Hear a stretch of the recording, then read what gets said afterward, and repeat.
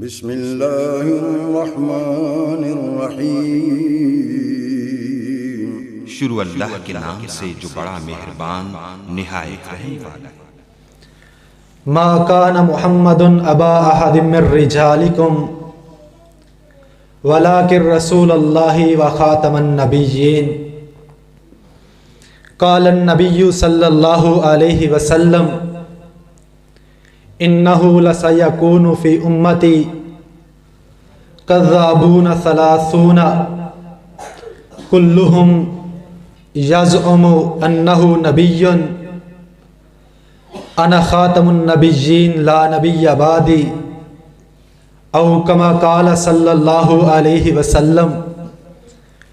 حمد و ثناء اللہ رب العزت کے لیے، اللہ مالک الملک کے لیے، جس اللہ نے زمین و آسمانوں کو بنایا، اور درود و سلام امام الانبیاء خطیب الانبیاء، امام اعظم قائد اعظم، اماموں کے امام خطیبوں کے خطیب، فاطمہ کے بابا عبداللہ کے لخت جگر، ابو بکر کے یار، اس ساری کائنات کے سردار جناب محمد الرسول اللہ صلی اللہ علیہ وسلم کے لیے، اور دعا صحابہ تابعین اور تبع تابعین اور محدثین کی ان تمام تر جماعتوں پر جنہوں نے کوششیں اور کاوشیں کی اور ختم نبوت کا تحفظ کیا۔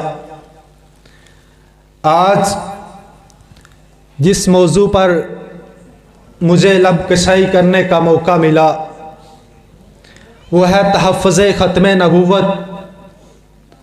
تحفظ کا معنی حفاظت کرنے والا، حفاظت کرنا، اور ختم نبوت کا معنی خاتم کا اگر اسم فاعل بنائیں تو اس کا معنی بنتا ہے نبوت کو ختم کرنے والا، اور اگر اسم آلہ بنائیں تو خاتم کا معنی بنتا ہے مہر لگانا، یعنی ختم نبوت پر مہر لگانے والا۔ ختم نبوت کا دفاع، ختم نبوت کا تحفظ ہم سب کی ذمہ داری ہے۔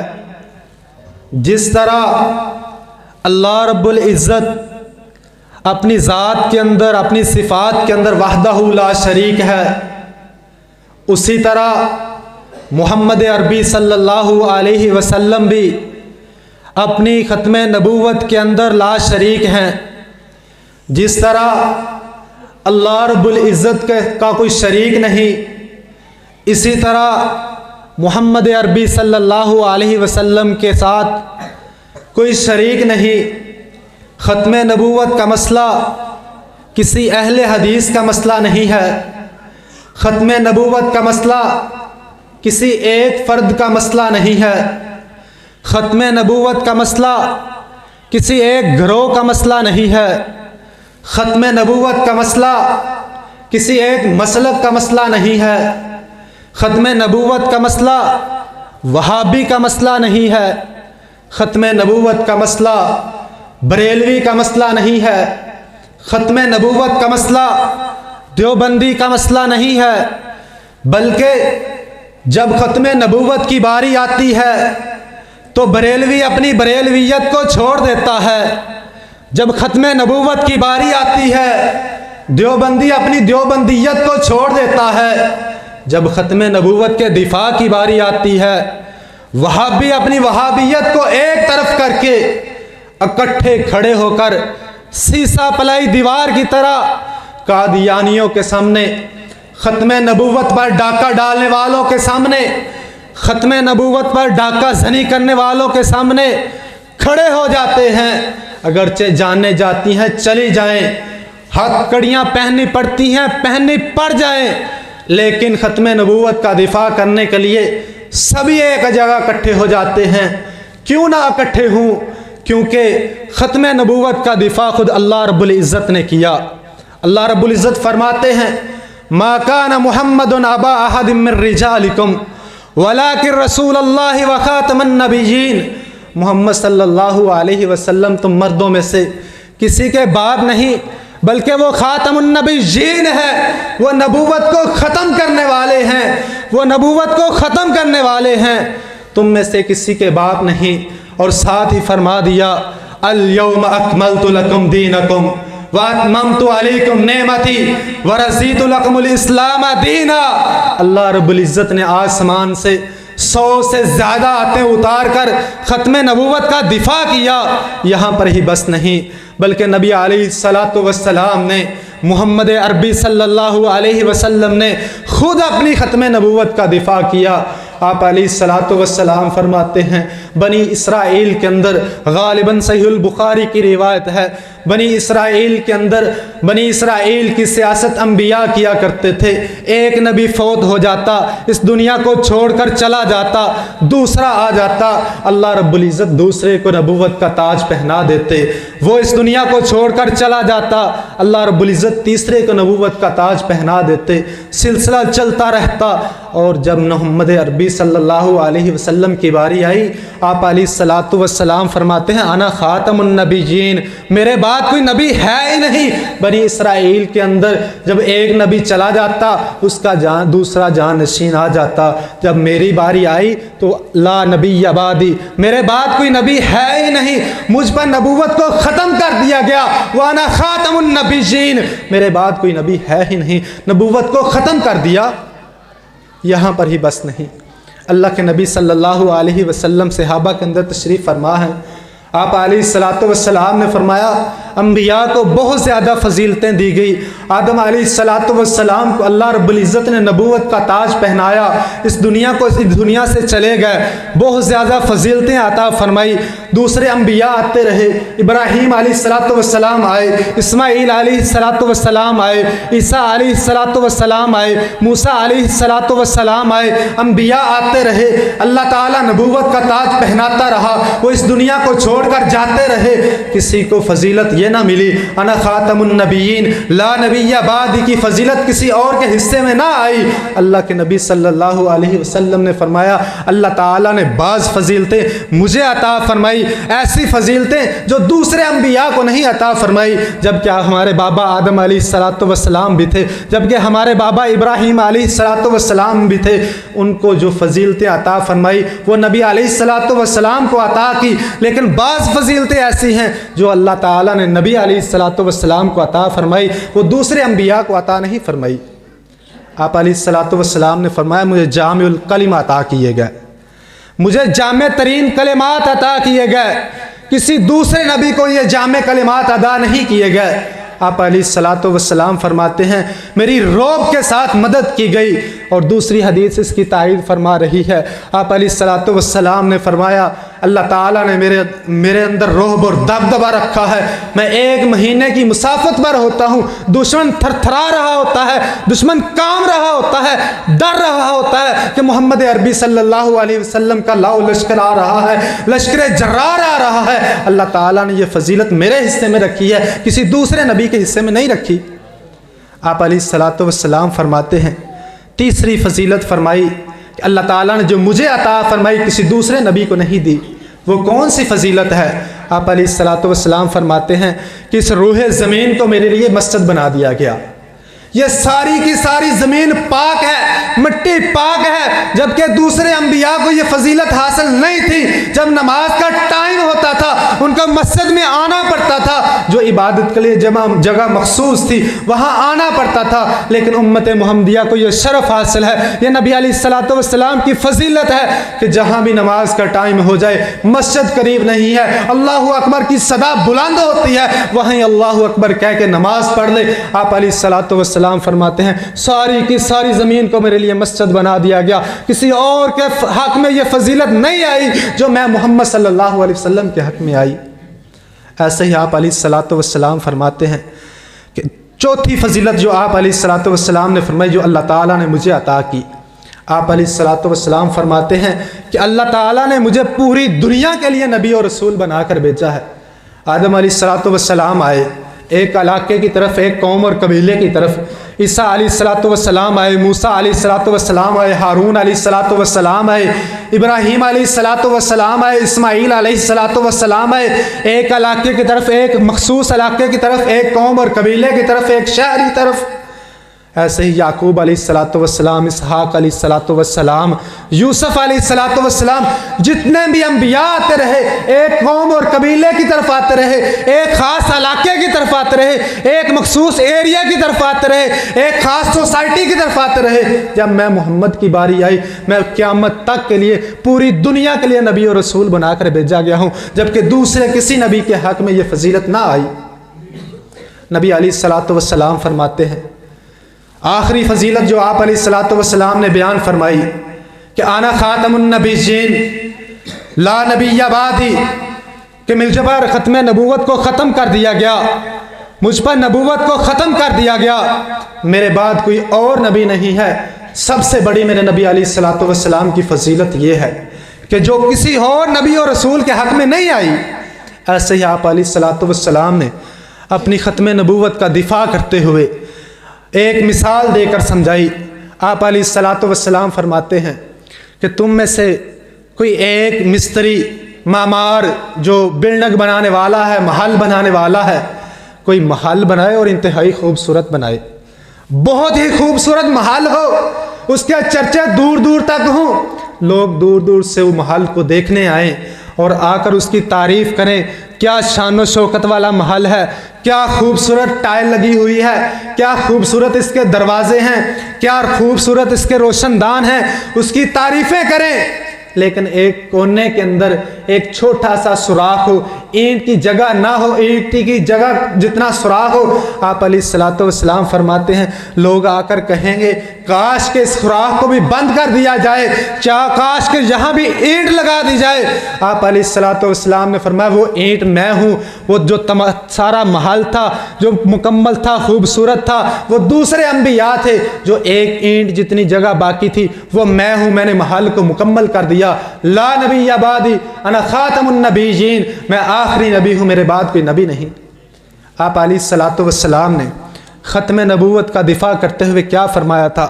غزوہ تبوک کا موقع ہے، آپ علیہ السلام اپنے لاؤ لشکر کے ساتھ تبوک کی لڑائی کے لیے نکل رہے ہیں، صحابہ کو اکٹھا کیا، مجاہدین کو اکٹھا کیا، ان کو ساتھ لے کر نکلنے رہے۔ علی رضی اللہ تعالی عنہ کو مدینے کے اندر چھوڑ دیا۔ علی رضی اللہ تعالی عنہ فرماتے ہیں اللہ کے نبی میں بہادر ہوں، میں جری ہوں، میں جوان ہوں، آپ مجھے عورتوں اور بچوں کی حفاظت کے لیے چھوڑ کر جا رہے ہیں؟ آپ علیہ السلام فرماتے ہیں علی کیا تو یہ پسند نہیں کرتا جو نسبت موسیٰ علیہ السلام کی ہارون کے ساتھ تھی، تیری میری نسبت وہی ہو؟ علی رضی اللہ تعالی عنہ خاموش ہو گئے۔ نبی علیہ السلام تھوڑا سا چلے، پھر واپس آئے، شاید کہ علی رضی اللہ تعالی عنہ کے ذہن کے اندر شیطان یہ وسوسہ نہ ڈال دے۔ آپ علیہ السلام فرمانے لگے علی یہ یاد رکھنا موسیٰ علیہ السلام اور ہارون بھائی تھے، موسیٰ بھی نبی تھے، موسیٰ کی وجہ سے ہارون کو نبوت ملی، یہ یاد رکھنا موسیٰ اور ہارون بھائی تھے۔ میں نے آپ کو تشبیہ دی موسیٰ اور ہارون کی کہ آپ کے اور میرا وہ تعلق ہے جو موسیٰ اور ہارون کا تھا، لیکن موسیٰ اور ہارون نبی تھے، یہ یاد رکھنا انا خاتم النبیین لا نبی بعدی، علی میرے بعد نبی نہیں ہے، میں آخری نبی ہوں۔ کہ شاید کہ تیرے ذہن کے اندر شیطان یہ وسوسہ ڈالے کہ جیسے موسیٰ علیہ السلام کے ساتھ ہارون علیہ السلام نبی تھے، کہ محمد عربی صلی اللہ علیہ وسلم کے ساتھ علی رضی اللہ تعالیٰ نبی ہوں۔ آپ علیہ السلام نے ختم نبوت کا دفاع کرتے ہوئے علی کو یہاں تک کہہ دیا اگر نبی علیہ السلام کے بعد کوئی نبی آنا ہوتا تو وہ عمر رضی اللہ تعالیٰ عنہ ہوتے، کیونکہ نبی علیہ السلام نے فرمایا تھا اگر میرے بعد کوئی نبی ہوتا تو وہ عمر ہوتا۔ آج ہمیں یہ سوچنا چاہیے اور نبوت پر ڈاکہ ڈالنے والوں کو یہ سوچنا چاہیے کہ اگر عمر رضی اللہ تعالیٰ نبی نہیں ہیں تو کوئی بھی نبی نہیں ہو سکتا، کیونکہ نبی علیہ السلام نے فرمایا تھا لا نبی بعدی، میرے بعد کوئی نبی نہیں ہے، اگر میرے بعد کوئی نبی ہوتا تو وہ عمر ہوتا، اگر عمر نبی نہیں ہے تو کوئی بھی نہیں ہے۔ ختم نبوت کا دفاع अल्लाह रब्बुल इज़्ज़त ने किया। ख़त्म नबूवत का दिफा खुद मोहम्मद अरबी सल्लल्लाहु अलैहि वसल्लम ने किया। ख़त्म नबूवत का दिफा अबू बकर रज़ी अल्लाह ताला अन्हु ने किया। नबी अलैहिस्सलातु वस्सलाम इस दुनिया को छोड़कर चले गए। अबू बकर रज़ी अल्लाह ताला अन्हु का दौर आता है, सहाबा परेशान हैं। अबू बकर रज़ी अल्लाह ताला अन्हु बूढ़े सहाबी हैं, नए नए फितनों ने सर उठाना शुरू कर दिया। मसलमा कज़्ज़ाब ने ख़त्म नबूवत का दावा कर दिया। अबू बकर रज़ी अल्लाह ताला अन्हु जैसा बूढ़ा सहाबी, नबी अलैहिस्सलातु वस्सलाम फरमाते हैं कि अबू बकर, जब ये आप अलैहिस्सलातु वस्सलाम ने फरमाया कि जो बंदा अपनी शलवार तहबंद टखनों से नीचे रखता है उतना हिस्सा जहन्नम की आग के अंदर जलेगा। अबू बकर रज़ी अल्लाह ताला फरमाने लगे, अल्लाह के नबी बूढ़ा सहाबी हूँ, जिस्म ढलक चुका है, शलवार तहबंद नीचे आना शुरू हो जाता है। आप अलैहिस्सलातु वस्सलाम ने फरमाया था अबू बकर तो उनमें से नहीं है, बूढ़ा सहाबी है। ख़त्म नबूवत के दिफा की बारी आती है। अबू बकर रज़ी अल्लाह ताला सहाबा को कहते हैं, मेरे सहाबा निकलो ख़त्म नबूवत के लिए। अली रज़ी अल्लाह ताला फरमाते हैं, अबू हुरैरा रज़ी अल्लाह ताला फरमाते हैं, अगर अली रज़ी अल्लाह ताला अबू बकर को मना ना करते, अबू बकर रज़ी अल्लाह ताला खुद ख़त्म नबूवत के लिए मदीने से निकल पड़ते। अबू बकर रज़ी अल्लाह ताला फरमाते हैं, अगरचे कोई अशरा मुबशरा में से है, अगरचे कोई बदरी सहाबी है, अगरचे कोई ओहद वाला है, खंदक वाला है, तबूक वाला है, जो भी है, जिसकी जितनी मर्जी फजीलत है, लेकिन ख़त्म नबूवत के दिफा के लिए निकले 40,000 के लश्कर के लिए के सामने ख़त्म नबूवत का दिफा करने के लिए, लड़ने के लिए मुसलमानों का लश्कर जर्रार निकला। उन्होंने ख़त्म नबूवत का दिफा किया, लड़ते लड़ते शहीद हुए।